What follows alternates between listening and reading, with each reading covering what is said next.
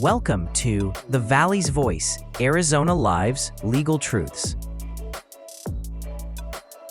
Hello and welcome to The Valley's Voice, Arizona Lives and Legal Truths. I'm your host, Travis Meltzer, founder and managing attorney at Valley Injury Law. Today's guest has been in TV battles, packed dining rooms, and a career that helped define Phoenix cuisine. How did he build it? What keeps him hungry? And what's next for the Valley's plate? Today, we're going big. Chef Beau MacMillan, thank you for coming on. Hey, excited to be here, Travis. Thanks for having me on. Yeah, no, absolutely. And to all of us, Arizonans, we can obviously notice that accent there. So growing up in Mass, right? I think it was a Carver around that? Right outside. I'm a Plymouth boy, right in between the Cape and Boston. Okay.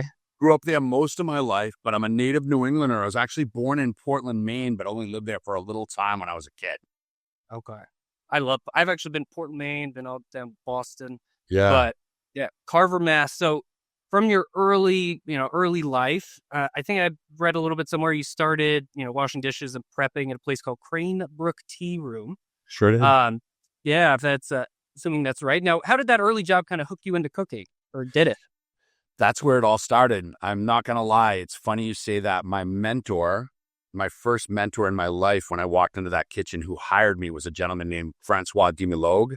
I'm still friends with him today. He's lived all over the country, and now he's in a little small town, St. Albans, Vermont. I had dinner with him about 2 years ago, and to this day, honestly, one of the greatest cooks I've ever worked for in my life, and the fact that I found him in Crane Brook, of all places, in Carver, Mass, when I was a kid, was magical. It's almost like a dream, it's crazy because everything back home is deep fried and has kale and tartar sauce on it. And this guy was doing some cooking. So it was awesome. No, that's amazing. Yeah. So, I mean, from there, living on the East Coast, what kind of pulled you out west, out here to Arizona? That's a great question. Originally, after I graduated culinary school in Rhode Island, I had moved. My family is from Quebec. Most of my family are French Canadian. So I was born in the States, but I have deep roots to Montreal. It's like a second city for me. And my uncle had my grandfather had been diagnosed with cancer, unfortunately. And I went back after culinary school with my mom to be close to him. And I spent a year there. He had passed. But in that time, my goals out of culinary school were I wanted to work for Michel Richard, which is one of my heroes in food. And he had a restaurant called Citrus in Los Angeles. And I always wanted to move to Los Angeles. I knew that it was a great place to be and a great place and an opportunity to work. Well, I kind of met this girl from a small town. California scared her, and she had 3 sisters in Boca Raton, Florida. So I researched every best restaurant I could find in Boca Raton, Florida, and a chef named Jackie Pluton called me, and I got my first real job with serious cooking at a 5-star French mobile restaurant called La Vieille Maison, which was consecutively 5 stars for over 16 years. So I got my butt kicked in Florida. And then once I worked a few places in Florida and I saw, Florida was enough for me. I was in Florida for about 3 years. I went back to Cali and was like, let me chase this dream. I never got to work with Michel until later on in life when he was a guest chef for me at Sanctuary. So it was full circle, but I had a really good run in Los Angeles, and that's what brought me to Arizona. No, that's awesome. So you said you met a girl that was afraid, a small town girl that was afraid of California. She didn't want to come to L.A. She did not want to go to L.A. And she had 3 older sisters, and listen, when you're 19 and you're in love, I went down, I think I had maybe $600 to my name. You know what I mean? I got a job back then at an hourly wage. And I was blown away by how much I got offered to work in this restaurant. I thought I was a rich man at like $9.80 an hour, But I will tell you, that was one of the hardest kitchens I've ever been in my life. It was really controlled through fear. I mean, Jackie was a strong, even though he's a little French guy, he was very vocal. I had been in the restaurant for about 3 months and I had seniority. It was only the sous chef and him and me. And he said, Beau, I'm a son of a bitch to work for. He goes, if you take it personally, you will not last here. And I didn't take it personally. I used to ride my bike home and wish bad things on him after work, But it made me, it really did make me who I am. And I still I look at my life now and go like, man, I had been blessed to have so many mentors. I'm going to San Diego to cook in a food and wine festival, and I'm cooking with Jeff Jackson one of the guys who hired me at Shutters, and he was one of my greatest mentors, and he ran the lodge at Torrey Pines for 30 years. And it's like, I look at it and go like, this is what love and this is what food is, man. It's friends and family and relationships. And to have these with not only the young people I mentor now in my life, but the people that have mentored me, and find ways to continue to collaborate together and have some fun. It is the greatest thing on earth. No, that's amazing. No, and to kind of watch a career, not that I watched your career from 16, but to see your career really go full circle. I mean, it's incredible to see your first job turn into this. I mean, it's wild. I couldn't begin to tell you the things that I really, truly feel thankful for. And I think, I got to say, if I had to put it at the pinnacle of what was really, really important to me, was the leap of faith. And honestly, the move from Los Angeles to Scottsdale, Arizona was the last thing I would ever do. I remember I tell this story all the time. My mom's like, where are you going for a job interview? I'm like, Scottsdale, Arizona. She's like, you're not moving there. I'm like, hell no, Ma. What's in Scottsdale? I don't even know a restaurant out there. I was here for one weekend, and I took the job on there was so many reasons. One, the hotel I knew it was a diamond in the rough sanctuary resort of what it is today.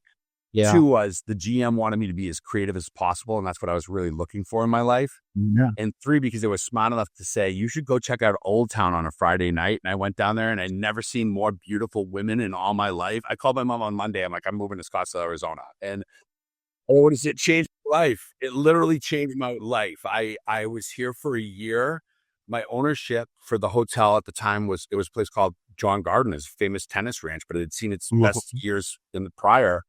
And my owner sunk about $55 to $60 million in the property. And I just jumped on the coattails of that property, and I believed in it. I from the get-go, I felt like this town was the best kept secret in America when it came to food, restaurants, and even the hospitality, like from the beautiful resorts and the golf courses and the spas and all that luxury.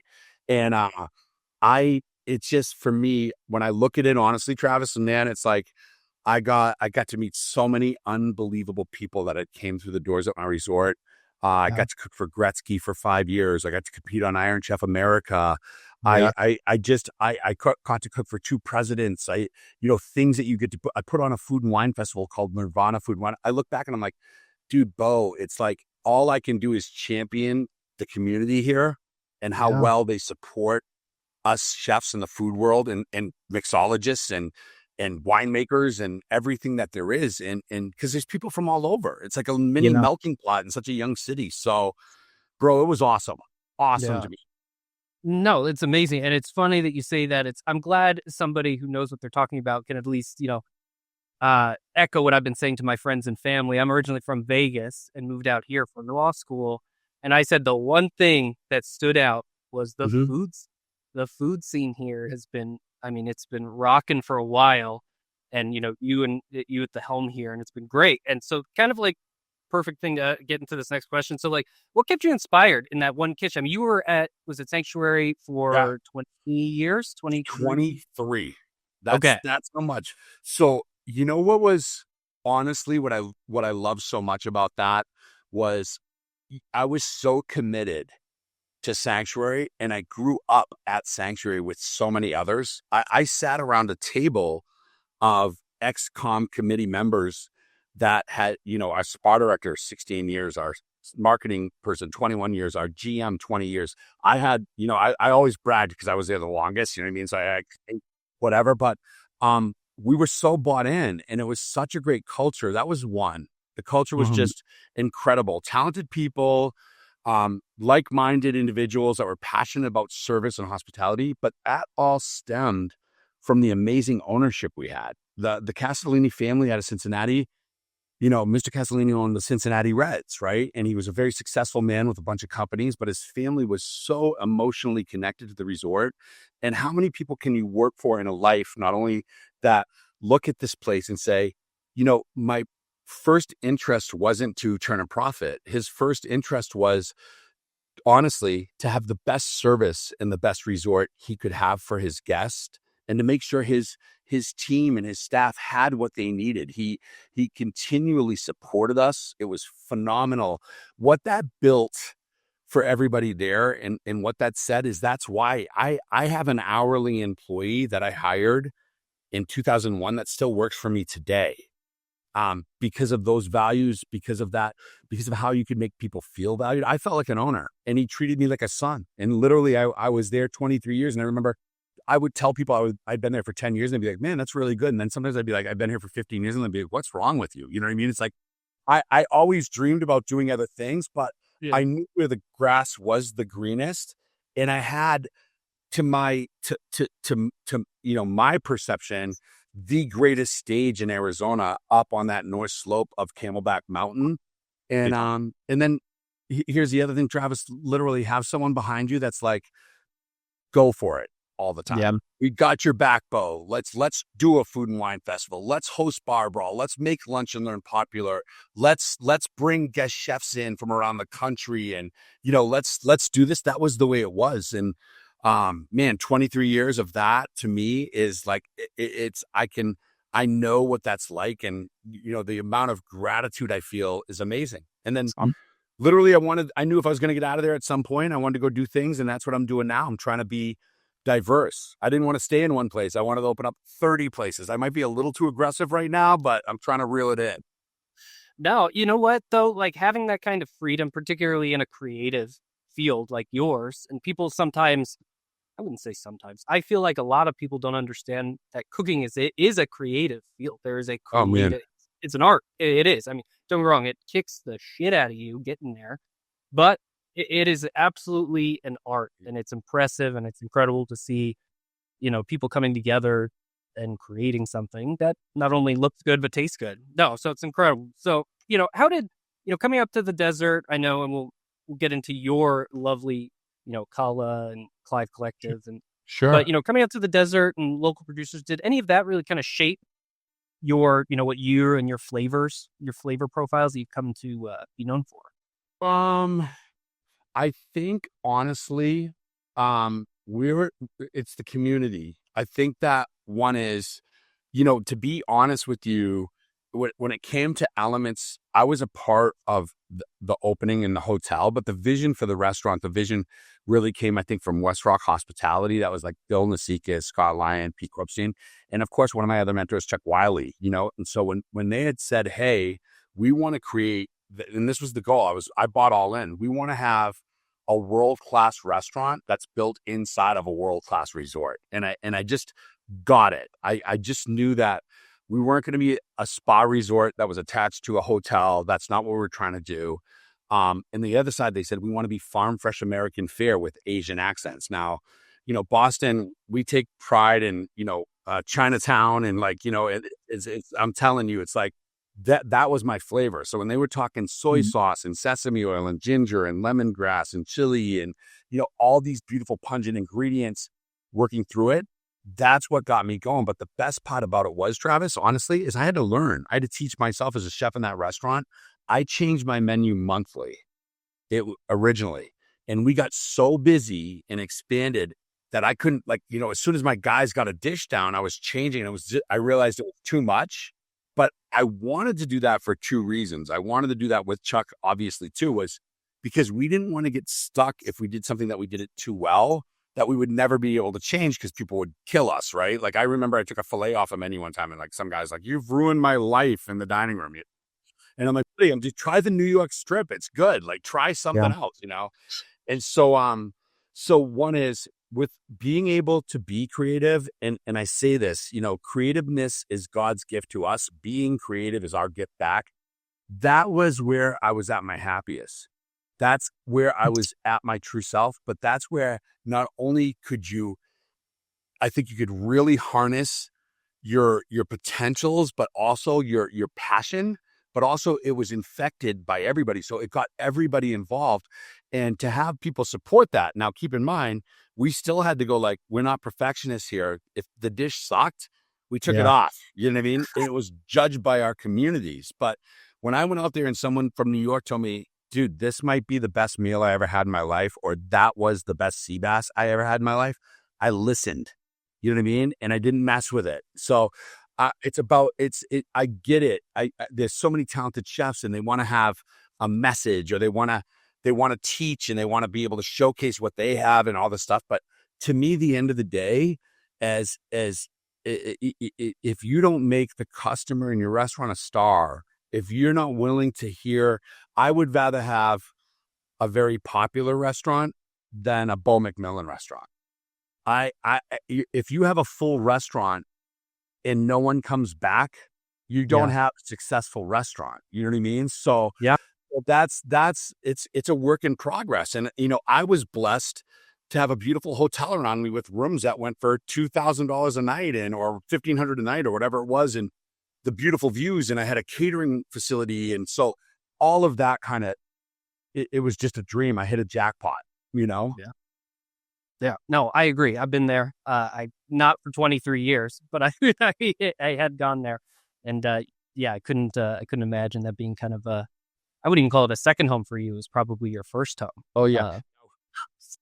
I still cry a little bit when I drive by it, but I still have a lot of deep friends there. I still have two of my former sous chefs in the building. The chef that's there now, I brought from Maryland, who was a longtime friend of mine and a very talented guy.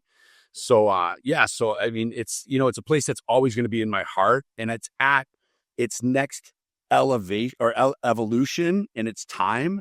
So literally it's going to be even better in the future. So I can't wait. Yeah, I can only imagine. So now with your, you kind of mentioned it before with your hope for 40 to 50 restaurants, hopefully in the next couple weeks. And with Clive Collective, and I know you oversee growing spots like Kala, I think is where I met you in Scottsdale, and with several more restaurants, I think slated to open around the Valley this year. Now, what's the big idea driving this expansion for you? It comes for the my two partners in the industry have been successful prior in the nightlife space, and they were getting older, and it was kind of three guys that got together that said, look, how do we become successful and remain relevant, but make hybrids, you know what I mean? And do hybrid restaurants where it's not so nightlife-y, but it has great energy and great vibe, but also affords us time with our families and stuff. So, we look and seek out our opportunities. And the other side of life is like me, those guys are so brand driven and so creative that it's like, let's collectively, in Clive Collective, it's like making a cocktail, perfectly balancing whatever it is we're trying to do in that formula that our restaurants, you would know from one, when you enter the vibe and the aesthetics and how you feel.